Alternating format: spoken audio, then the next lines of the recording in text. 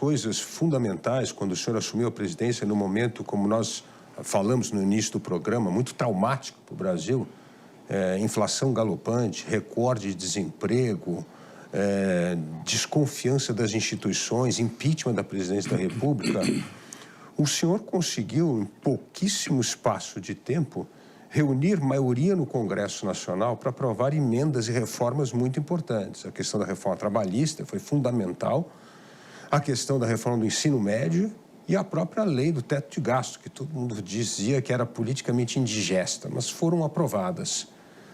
Como que o presidente Michel Temer conseguiu reunir esse consenso num momento difícil, no momento em que o senhor enfrentava impopularidade, no momento em que o Brasil estava traumatizado por esse processo que nós falamos de impeachment, e numa época que não existia mecanismos como emenda PIX ou mensalão? Como é possível construir esse consenso no Poder Legislativo para aprovar medidas importantes no momento em que o presidente não era popular? Olha, você sabe que é interessante, é fruto, talvez, da minha formação jurídica, né? E também fruto, convenhamos, da experiência que eu tive no Legislativo. Eu tive 6 mandatos, e desses 6 mandatos eu presidi a Câmara dos Deputados durante 6 anos, portanto, 3 vezes, né? Isto fez com que eu tivesse uma relação muito próxima com todos os parlamentares. Mas, mais do que isso, o que para mim valeu foi a compreensão do sistema constitucional. Porque aqui no Brasil, Luiz Felipe, nós temos a mania de achar que o presidente da República pode tudo. E não pode. Só pode se tiver apoio do Congresso Nacional. Isso é formação até, é uma convicção, se me permite dizer, da nossa formação desde o Brasil colônia. Porque nós temos uma ideia de centralização do poder muito acentuada. E se você pegar o Brasil colônia, o que nós tivemos no primeiro momento? As capitanias hereditárias, o que era? Uma centralização. Depois o governo geral, o que era? Uma centralização.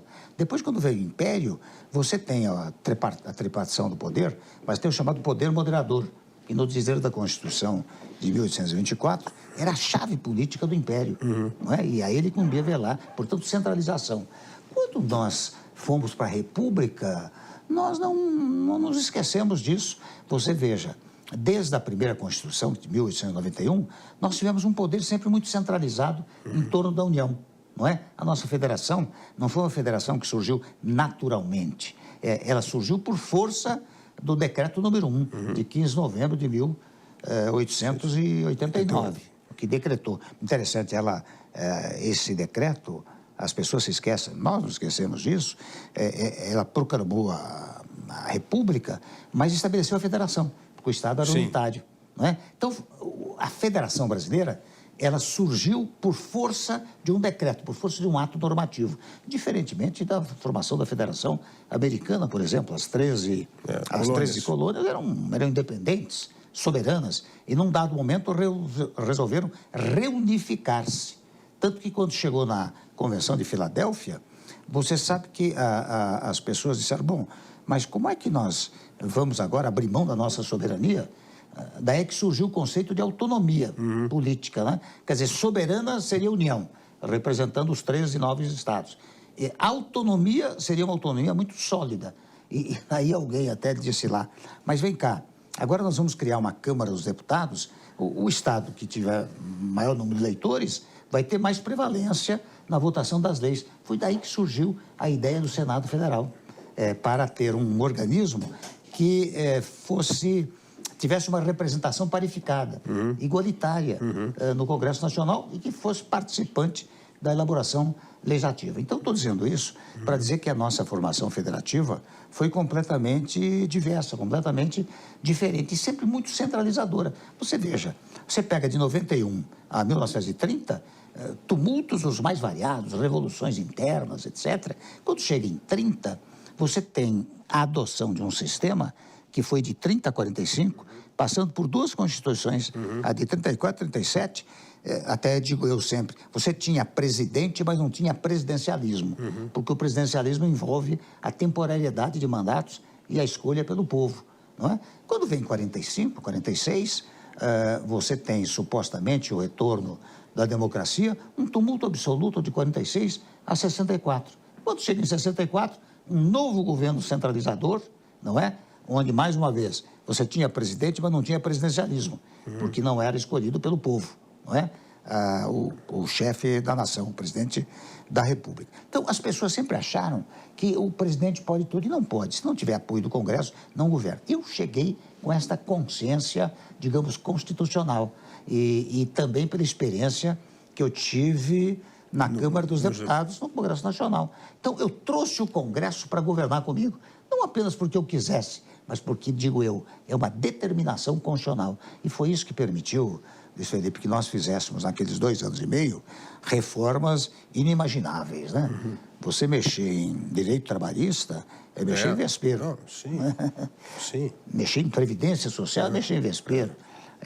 Estabelecer um teto para os gastos públicos. O que significa o teto? Significa que o presidente não pode, a todo momento, tomar medidas populistas e, de igual maneira, o Congresso tem mais restrições no uso das verbas que destina a municípios, etc. Então, eu, com esta consciência, eu acho que me permitiu governar e ter, enfim, apesar da impopularidade, não é? Como você disse, é verdade. Alguém me disse, logo numa primeira reunião do Conselho Econômico de Desenvolvimento Social, né? Pediu a palavra e disse: presidente, aproveite a sua impopularidade e faça o que o Brasil precisa. E eu entendi aquilo da seguinte maneira, eu fiz uma tradução daquilo.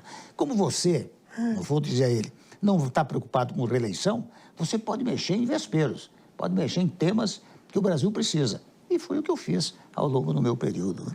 Agora, o senhor tocou num ponto fundamental.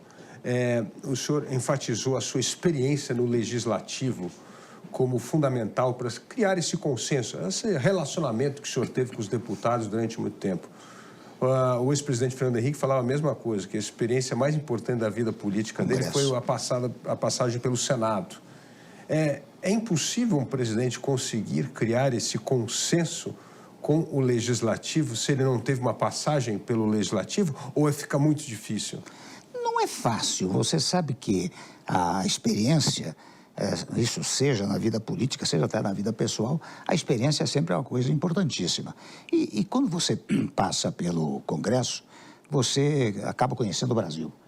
Nós aqui em São Paulo, por exemplo, achamos que São Paulo é o Brasil. E não é. Quando você chega lá, você vê que o Brasil tem uma dimensão muito maior, política, econômica, etc. Né? Então, passar pelo Congresso tem 2 fatores importantes. Um, primeiro, faz com que você conheça o Brasil, fique atento às realidades nacionais. Um segundo, se você estabelecer um bom relacionamento, isso ajuda quando você vai para o Executivo. Eu fui um exemplo deste fato, né?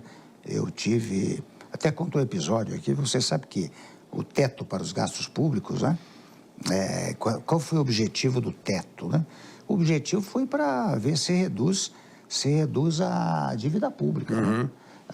E os deputados, Luiz Felipe, você sabe que eles votaram o teto, a emenda constitucional do teto, às 4 horas da manhã de um feriado. Por que eu digo isso? Porque na experiência que eu tive de 6 mandatos, quando você tem um feriado pela frente, você deputado ou senador, 2, 3 dias antes você vai para suas bases eleitorais, sim, legitimamente, aliás. Pois eles ficaram lá até as 4 horas da manhã do feriado para poder aprovar. Foi quando eu vi que percebi que eu tinha mesmo um apoio sólido do Congresso Nacional. Então, e volto a dizer, quando você diminui a dívida pública, você paga menos juros. Porque juros você paga, vai embora. O dinheiro vai embora, não é?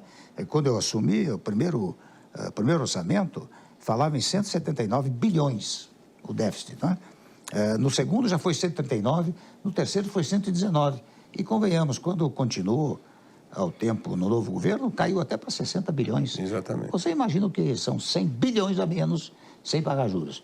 O que isso não paga de juros vai para educação, saúde, segurança, etc. Né? Mas esta é uma das obviedades que parece que os nossos governantes não aprenderam. Ou seja, se não equilibrar as contas públicas, não há como o juro cair de maneira responsável, né? E se me permite, também essa ideia da inflação. A inflação não é a favor do pobre, não. A inflação é contra o pobre. Exatamente. É contra o pobre. Você tem que controlar a inflação, né? Exatamente. Você controlar a inflação, você segura preço no supermercado. Coisas mais triviais. Batata, tomate, enfim, cebola. Você segura o preço, não é?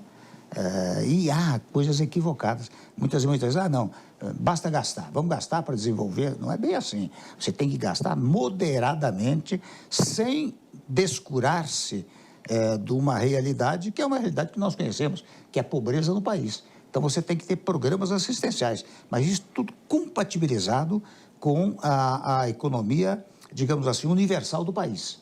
E, portanto, impedir inflação. Você disse bem no início, nós pegamos uma inflação de 2 dígitos. Exatamente. E entregamos com 2,70. Exatamente. Não é? Os juros caem quando você tem um conjunto de medidas, como nós tivemos, e você anunciou, a reforma trabalhista, a reforma do ensino médio, a lei das estatais, que permitiu a recuperação das estatais, não é? Esse conjunto aqui na economia permite que você reduza os juros do país, que foi o que aconteceu no nosso governo.